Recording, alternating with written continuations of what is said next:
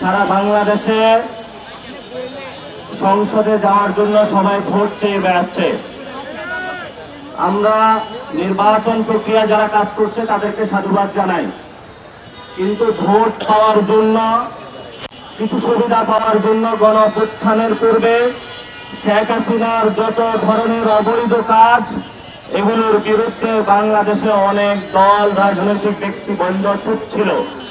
আবার যখন ইলেকশন আসতেছে, আমার ভারতকে খুশি করতে হবে, আওয়ামী লীগের ভোট ব্যাংক সিকিউর করতে হবে, জাতীয় পার্টির মাধ্যমে আমরা সংসদে কিছু প্রতিনিধি পাঠাতে চাই, এই ধরনের নব্য নব্য বয়ান তৈরি করে তারা বাংলাদেশে আমরা দেখেছি রাজনৈতিক দলগুলো, বিভিন্ন যারা সিভিল সোসাইটি রয়েছে, তারা ভারত প্রশ্ন, আওয়ামী লীগের প্রশ্ন, জাতীয় পার্টি প্রশ্ন, 14 দল প্রশ্ন, যারা ব্যাংক লোপাট করেছে, বিভিন্ন জায়গায় যারা মানুষের উপরে গুম খুন নির্যাতন চালিয়েছিল, সকলের এই সকল ব্যবস্থার বিরুদ্ধে মুখে কুলু পেটে বসে আছে এখন।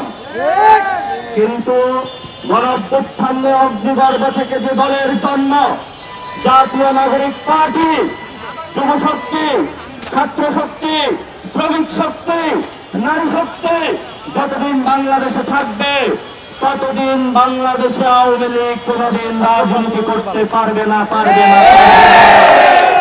আমাদের দাবি সুস্পষ্ট।